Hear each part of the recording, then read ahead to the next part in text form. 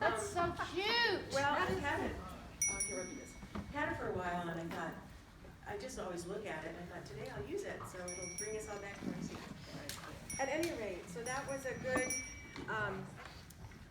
visit out for a bit. So I will do the fancy reading off the phone thing at first. So Thistle Farm's mission is to heal, empower, and employ women survivors of trafficking, prostitution, and addiction. We do this by providing safe and supportive housing, the opportunity for economic independence, and a strong community of advocates and partners. We believe that in the end, love is the most powerful force to change in the world. For change in the world. Thank you. Amen. This is their mission statement that you can find. And as I was saying earlier, I was raised to love the thistle as a wildflower. It's in the Highlands of Scotland. It's everywhere. It shows up. It's kept the Vikings out, most of them. And so the fact that it's the symbol for Thistle Farms, really drew me into the ministry. And to follow Becca and her amazing team over these years to see what they've done to honor the dignity of every human being has been inspirational for me. And so I'll do the little blurb here. It says, Becca, that you're an author, speaker, priest, social entrepreneur, founder, and president of Thistle Farms.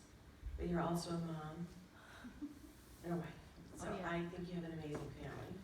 And we'll hear from one of them later, I hope. So after...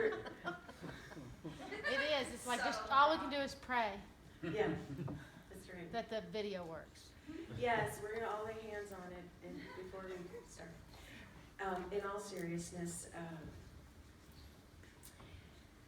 Becca experienced the death of her father and subsequent child abuse when she was 5 years old, and she longed to open a sanctuary for survivors offering a loving community. So in 1997, 5 women who had experienced trafficking, violence, and addiction were welcomed home.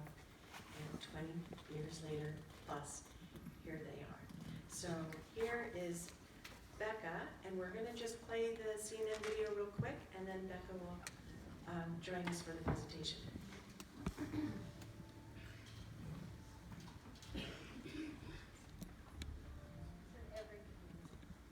Trafficking, use, addiction. I was like a slave to the drugs. I lost everything. I just turn a trick wherever, as long as I could get one more hit. I can remember thinking that I'm going to die out here. When I was a small child, I experienced sexual molestation for years. It gave me a lot of compassion. Those scars are deep, but it doesn't have to be the end of the story. We have 5 residential communities for women to come and heal. Everything was free. They fed me, they clothed me. It made me feel worthy. What about you? How does it work? I immediately felt the love. I don't feel alone anymore. I see all this beautiful furniture and plants. For the first time in a long time, I was reminded of what home was.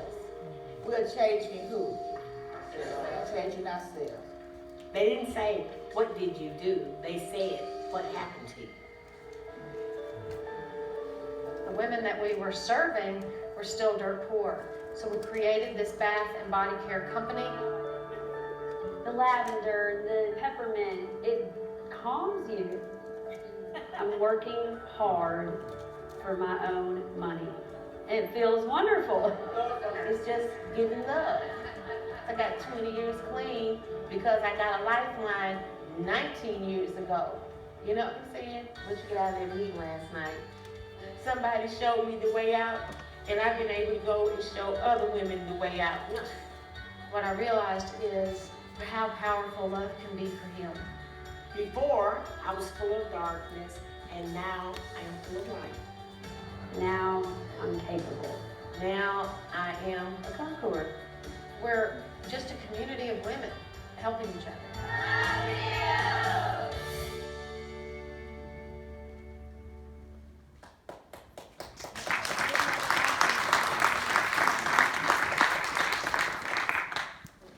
Okay. Becca Stevens, everybody. Yay.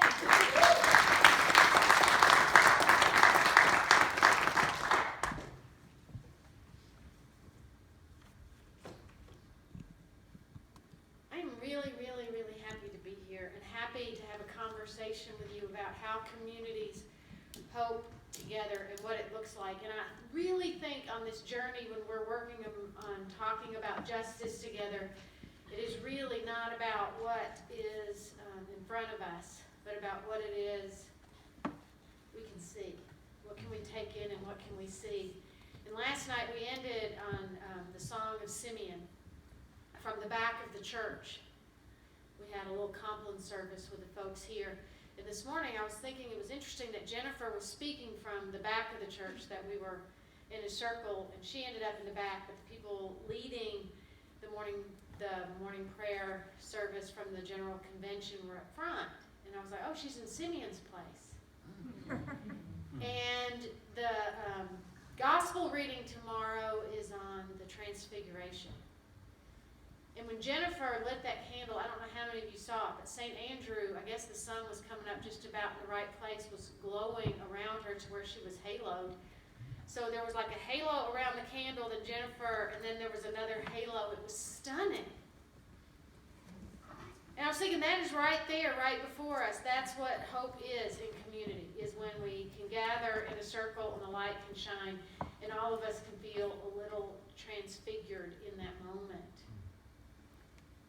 I was at Yale a couple weeks ago talking about transformational leadership, and the main thing I wanted the students to hear is if you're having a hard time writing a sermon, go to prison, don't go to the library. Period. If we want to know the gospel and want to be in hope, we do this work of justice. That's it, and that's why y'all are here. This is not preaching to the choir, I don't believe. I believe it is probably preaching more to the choir directors. And what our job is to re-inspire each other on this journey of justice so we can hope together. Because it's hard work, amen? Amen. And you have to do it for a long time. Amen.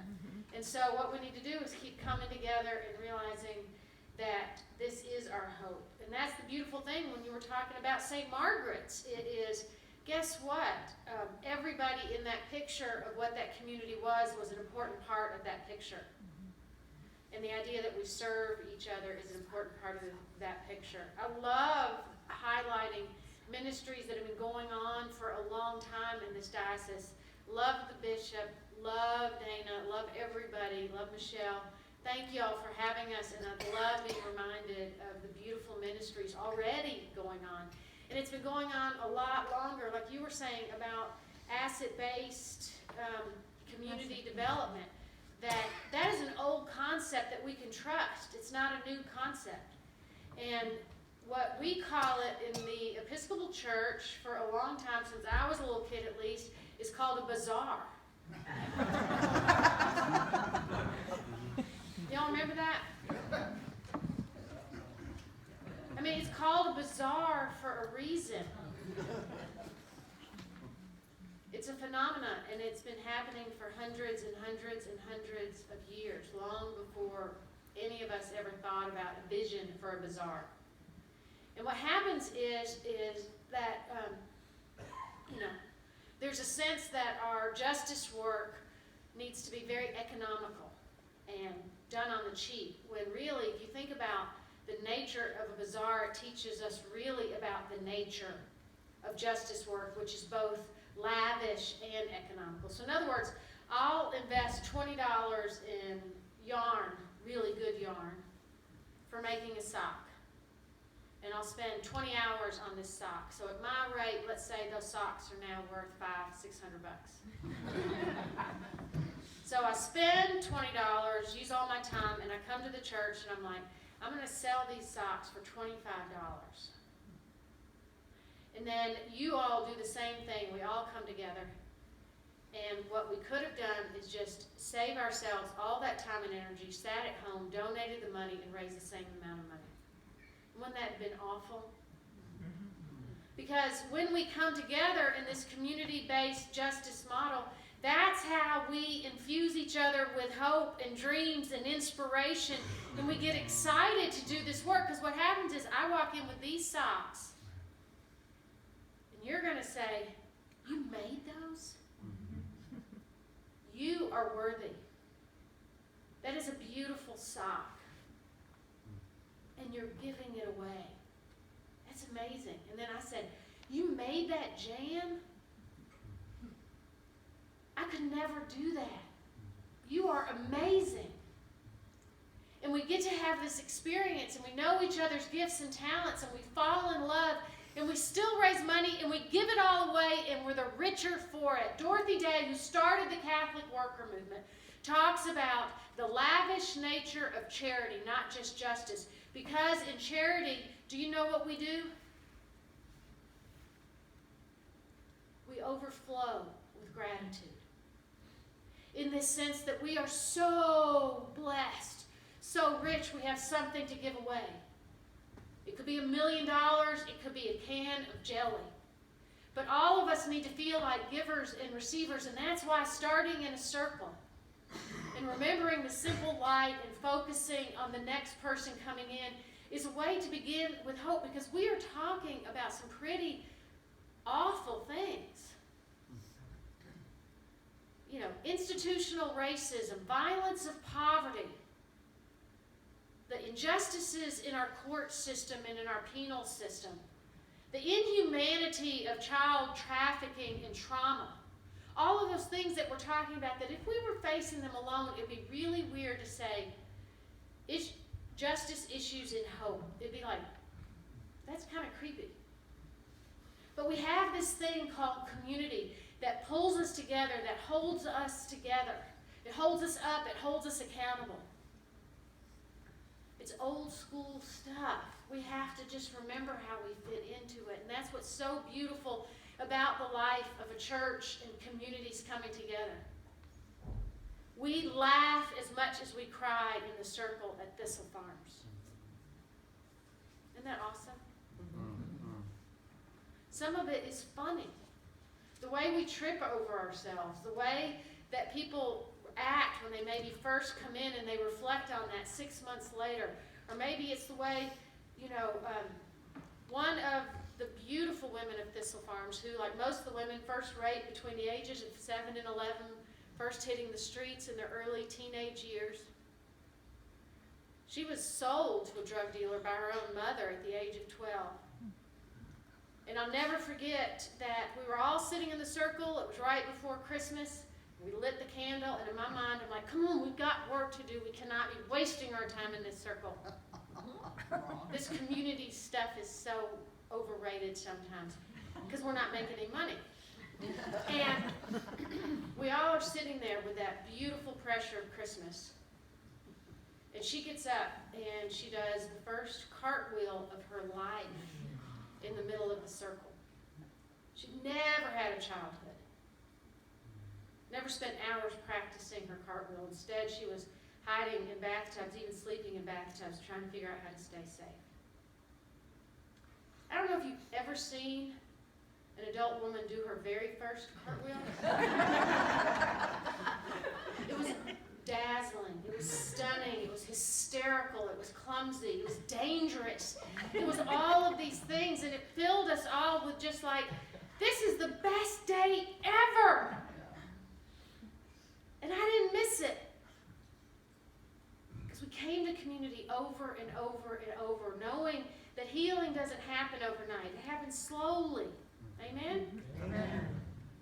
Come on, y'all Episcopalian.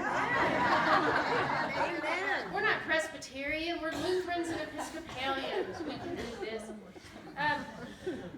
But all of that to say that when we come together, it is hopeful. And it's a way that we bear the cross, and it's the way that we bear the burdens of what we do. So for Thistle Farms, when we started off with housing, we kept going, it was awesome, but women were always dirt poor, especially women who have criminal felonies on their records. They're not going to get jobs, they're not going to get housing. Y'all know all of that, but that's for the one person in here that maybe not realize that connection as much.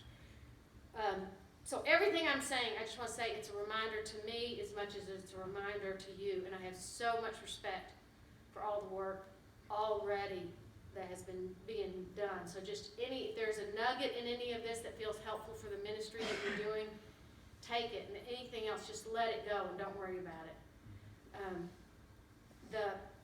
What we realized though for us is that the women were always in need, exactly like you were talking about. And so that's why we started a bath and body care company, and we started with candles and body balms and healing oil, saying we wanted to start with something that was about the body. The body. That I had not met a woman that I had served that had not been raped, ever. Period. That didn't know the abuse of sex and the danger of sex, and that maybe use their body for good and bad to get whatever it is that they needed. I know I had some of that in my own life, and just really wanted to think about what does it mean just to lavish your own body and say this body is worthy of love, this body. The whole trend right now in the world, if you look at it, is not just mindfulness, it's bodyfulness. To remember that this mind lives in this body. It's housed in here, and your body doesn't forget. So that's why I think trauma-informed therapy has taken off, resilience therapy has taken off, to remember that we are body. And that was the whole point of this, is to say we are a body. There's life for everybody, after Me Too. And what does that look like to be back safe in your body, to be in communities that are safe? And one way to remember that was to make this really good stuff. But also it makes a lot of money. And really, if we love people, we do have to be concerned about their economic independence and economic justice. That as long as women are able to do that healing work and be able to make those choices in their lives, they're so less dependent on maybe dangerous relationships or people that might trip them up in their journey of recovery. So I was a chaplain at Vanderbilt University. I think I am. I don't know why I said I was. I still kind of am. I am, because I have an amazing community around me that really does the bulk of that work. But I've always loved being a chaplain. It is a humbling and beautiful ministry. And I've been doing it for, Richard, what you said, what did you say? I'm a Beekner guy, I come and I do the work and I stay? Is that what you said? Yes. And ish, that's what you said, ish. No, wait, you said,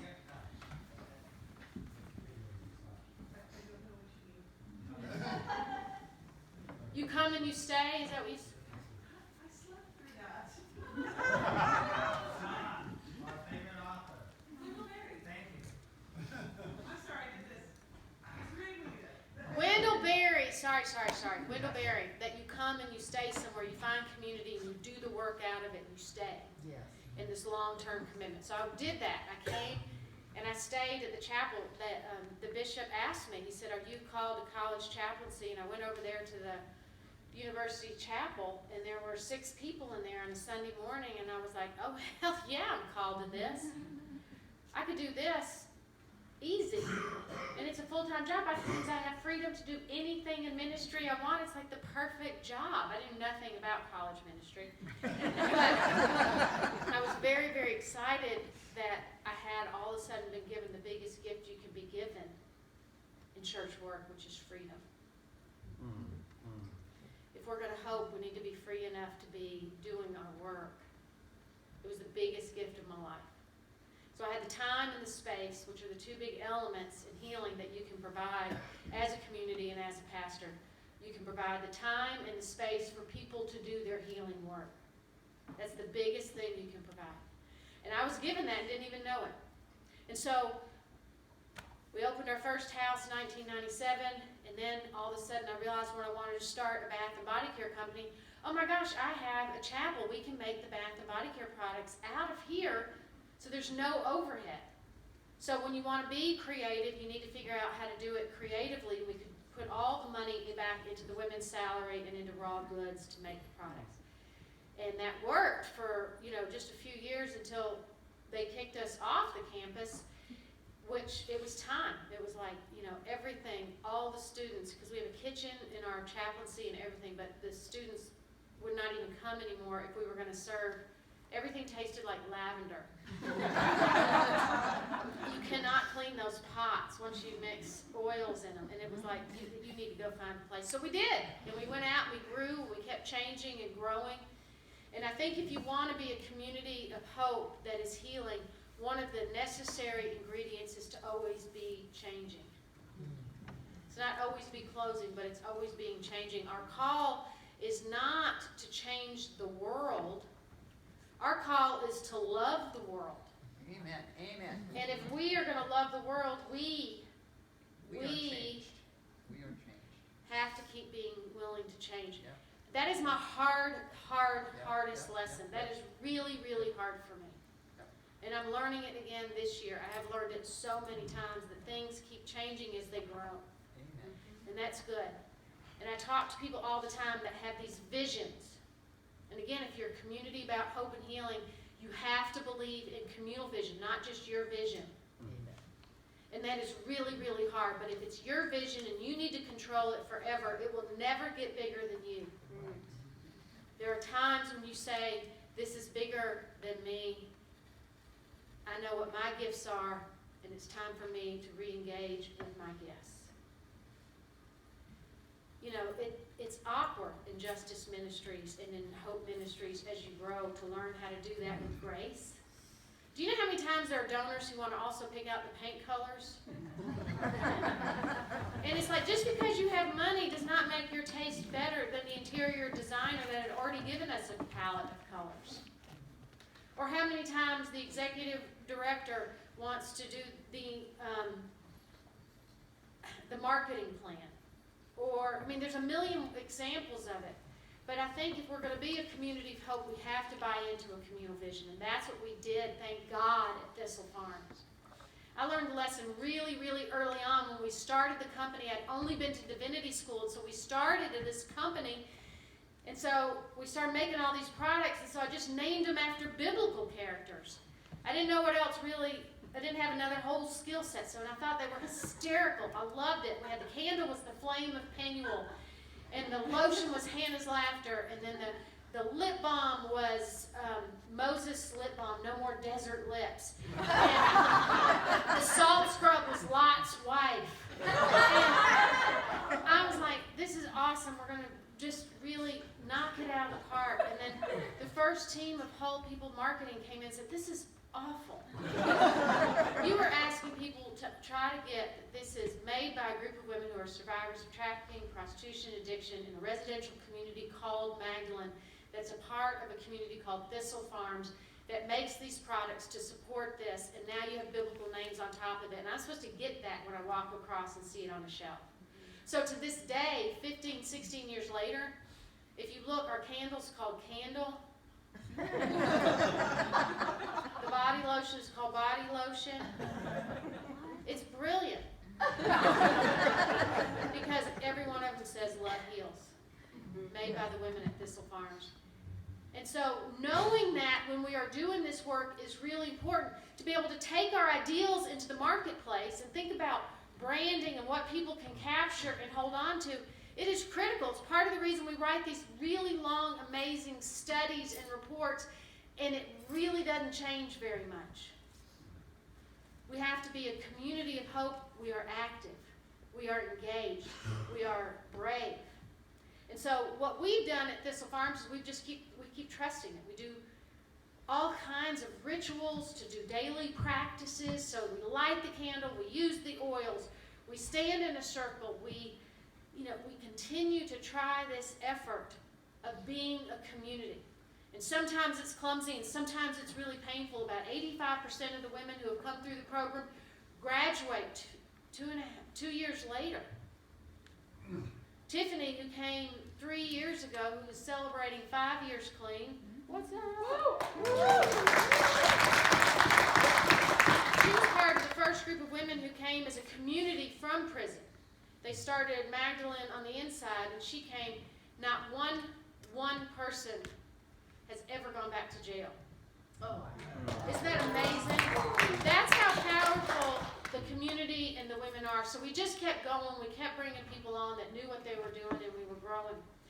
So, in the meantime, had 3 babies, married to a husband, singer-songwriter. Ended up hiring a new CEO of Thistle Farms. We redesigned the cafe and a lot of the education and training space and manufacturing space. We did a $4.5 million campaign the last 2 years. And the cafe opened, so my son and husband came. I'm getting really close, Bishop. My husband and son came to the cafe, and they did the opening event there, and CMT filmed it. And at the end, the CMT people, that means country music television, for those of you outside Nashville.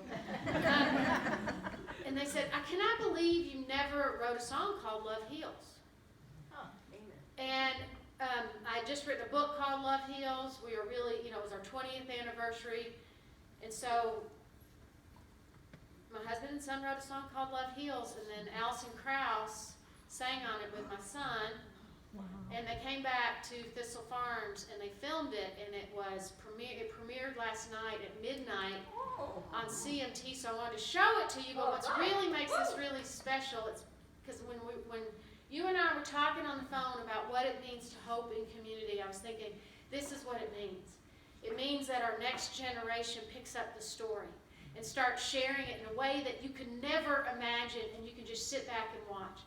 One of the women that sings in this is named Regina. She was one of the very first graduates, so she and I have been together for 21 years. And she helped raise all my kids.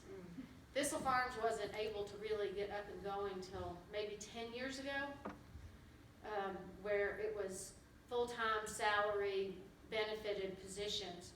And so we all were supplementing. I've always supplemented. Well, I actually didn't take a salary from Thistle Farms up until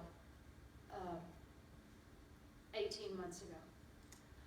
And anyway, Regina helped raise the kids, and so she's the one singing the love song. You'll see a lot of her with my son in it.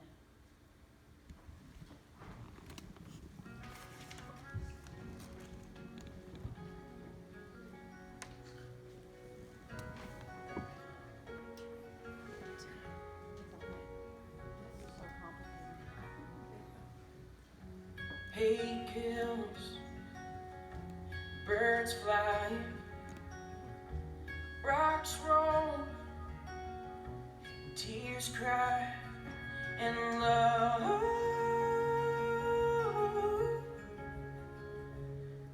heals.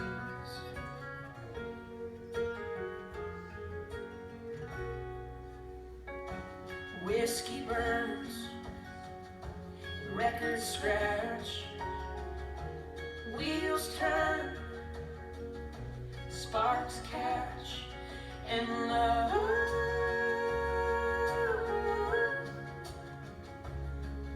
heals.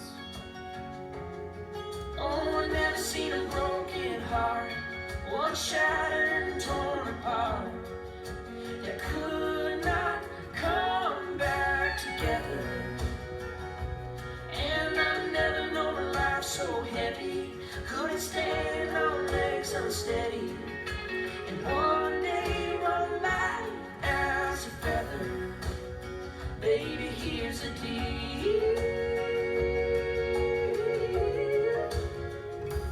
Love heals.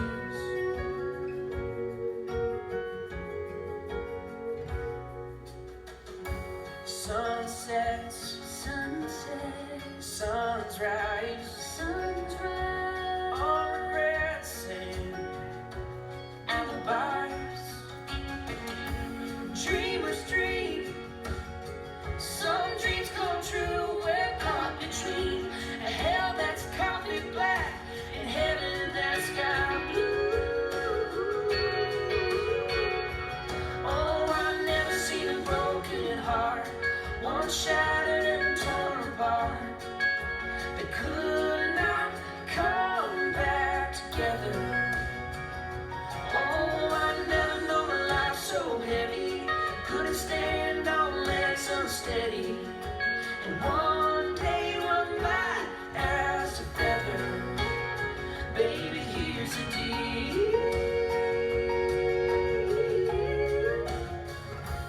Love heals.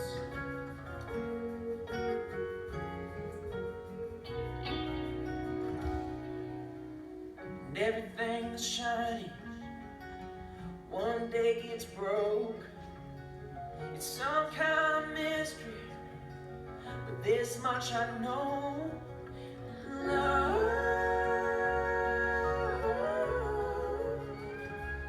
Love heals.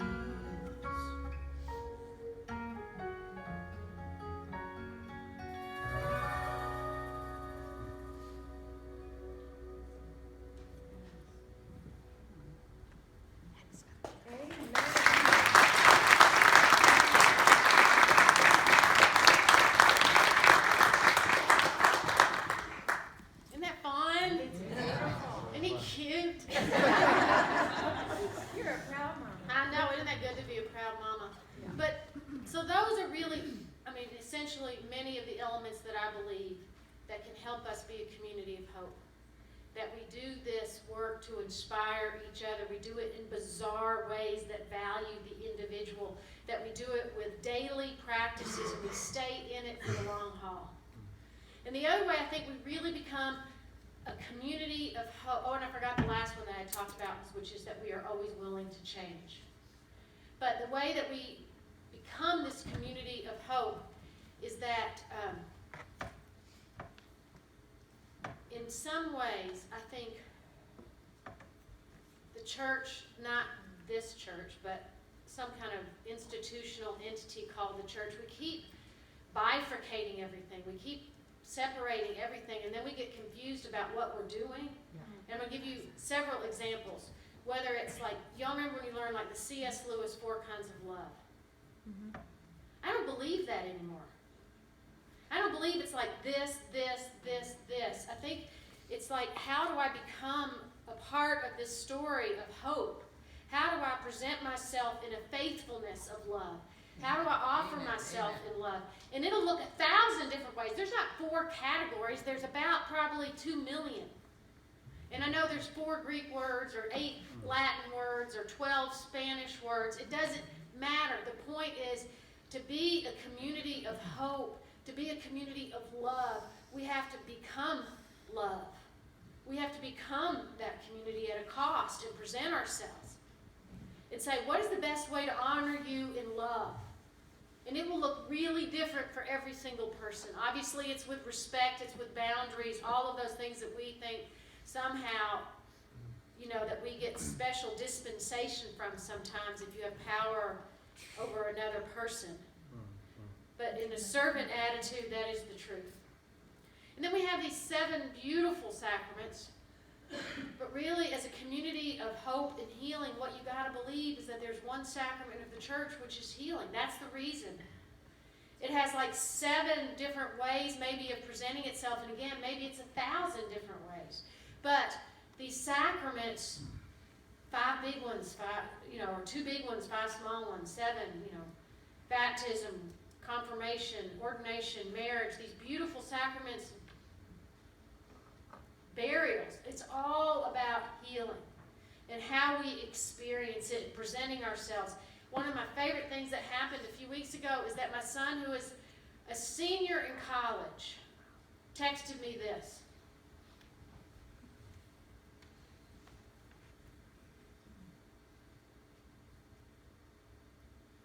Oh, my other son just texted me.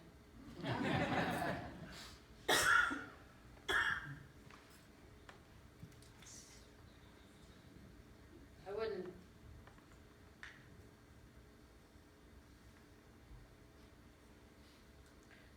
Please text me back. I need your help. I have a homework assignment. This is at 1:08. I have a homework assignment due at 1:30. Other than that, call me whenever. I need to know what sacred means.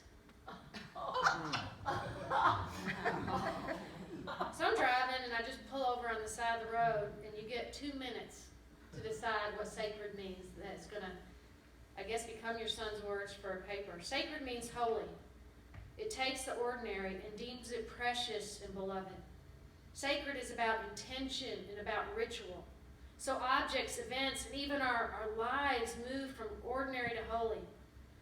Holiness is the belief that God resides with us and within us. And then he wrote back, great, thanks.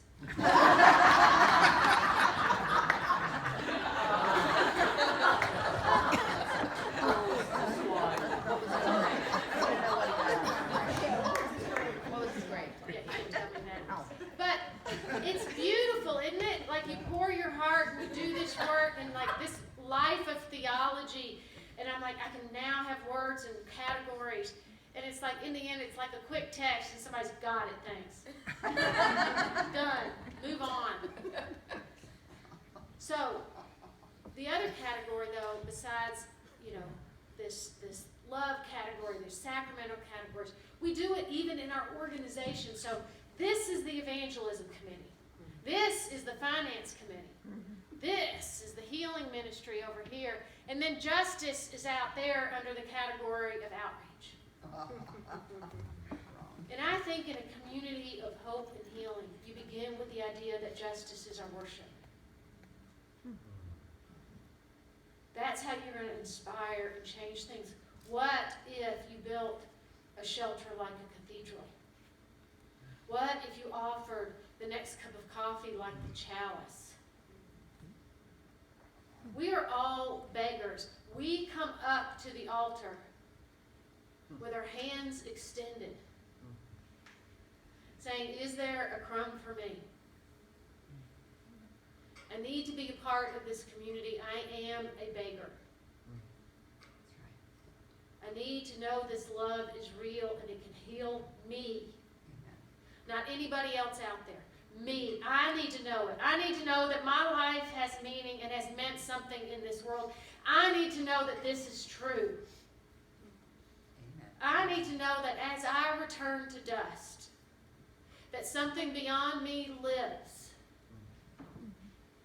And it's loving and hopeful and healing. That's why we are here. When you come from that place of knowing justice is about help for us, that we are the guys in the ditch,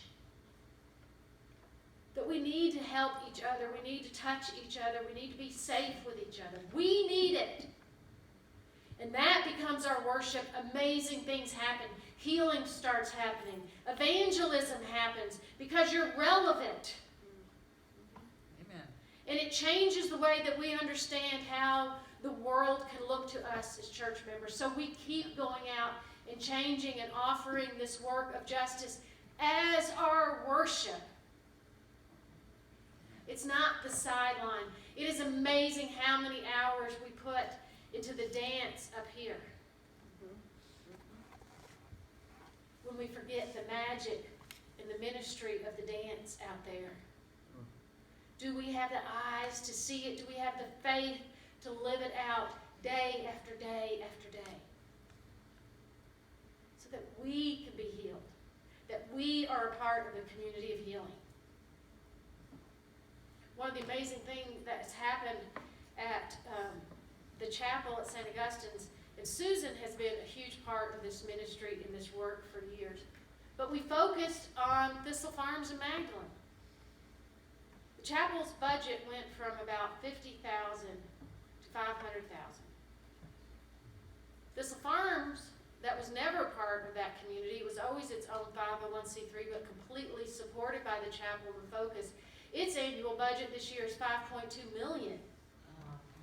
It's 10 times bigger than the original, than the ministry that started it. It's the opposite of give away 10%. It's like, you may be able to keep 10%. It's still 10 times more than you started with. It is lavish. It is economical. It is a beautiful way to live. So I want to tell one story, and then I know I need to be quiet. Yes, I do. I bet. It's a good story, though, I promise. The story is of walking in the woods up in Wyoming.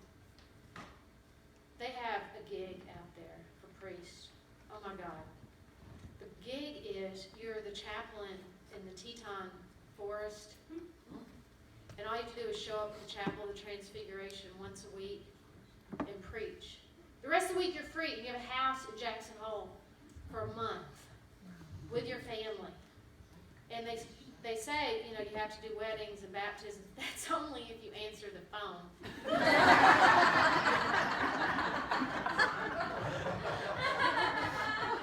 And the cell coverage is very spotty. I'm just going to give you that tip. If you get invited out there, you call. And then I think I really got the gig because of my husband. You know, I said, well, I'll bring my husband and he will do the music every week. And that really, really helps. But anyway, so I got to do it, and I got to have some time to think, and I saw this beautiful video about the Syrian refugee crisis. This was a year and a half ago, about everybody, there was a million stories, don't you remember, in Lesbos, and people are still, but they were then, it was at least in the news, pouring in there. And it was heartbreaking, and there is this huge, huge link between human trafficking and refugees. We've seen young women walk outside refugee camps being picked up. We've seen it. 12,000 kids missing. It's a huge problem. And people want to change the refugee talk into immigration talk fairly quickly, but it's like less than 1% of people ever get immigrated to another country. Many people are in camps till they go back to the countries they came from. But the average stay now is, the UNC reports, is something like 17 years in a refugee camp. It's unbelievable. So women are having babies, raising babies there. They are learning how you can flee the violence maybe of war, but the violence and vulnerability of poverty in those camps is unbelievable.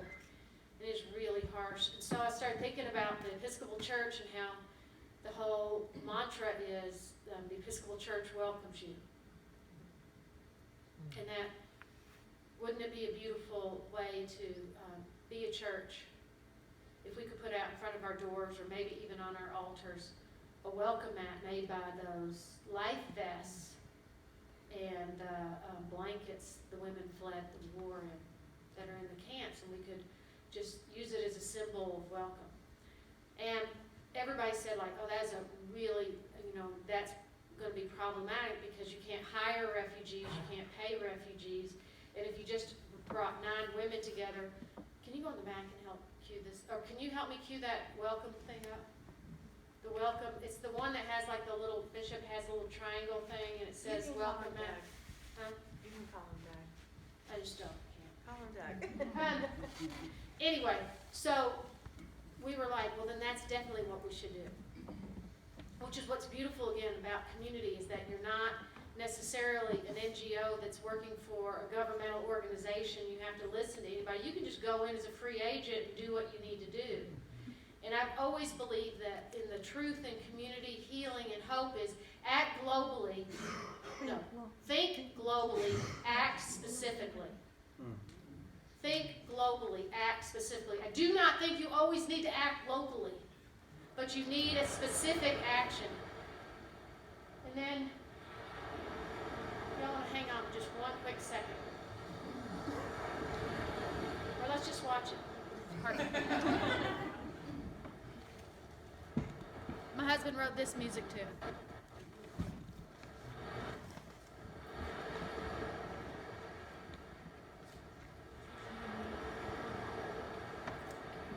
If the screen went all the way over, there's more of it.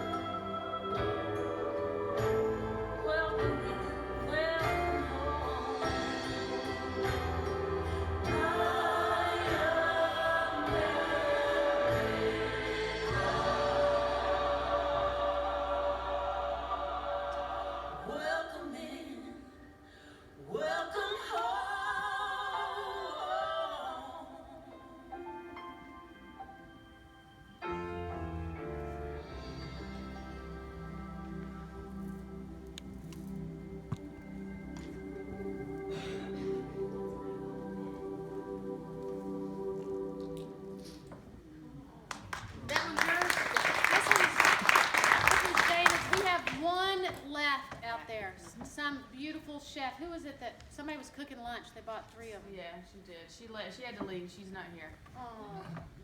No, I don't know her name. Always get them online, but the whole point was to say, for me at least, in all this work, is connecting issues back to community, connecting issues. That the issues that you experience here in Indiana is the same stuff we are experiencing in Nashville. It's the same stuff that when we go to the communities in Ecuador, in Rwanda, in Uganda, in Ritsona, in Memphis, in New York, in Canada, Toronto, in Ajijic, Mexico, we hear the story of universal issues of sexual assault and how individual women bear it on their back. And how none of the women make it to the streets or to the camps or to the prisons by themselves. None of them make it there by themselves. It takes a bunch of broken systems and communities. And like Dana was saying, remembering our part and being a part of a culture that condones the buying and selling of women as commodities still. So it makes sense that it takes a community of hope to bring the women back. And so however you do this ministry and you walk forward together, it has to be an inspired and hopeful journey you're making. That we offer it as our worship in hope and in love. That is the goal. And that is the way that we can really, really be the justice we long to see.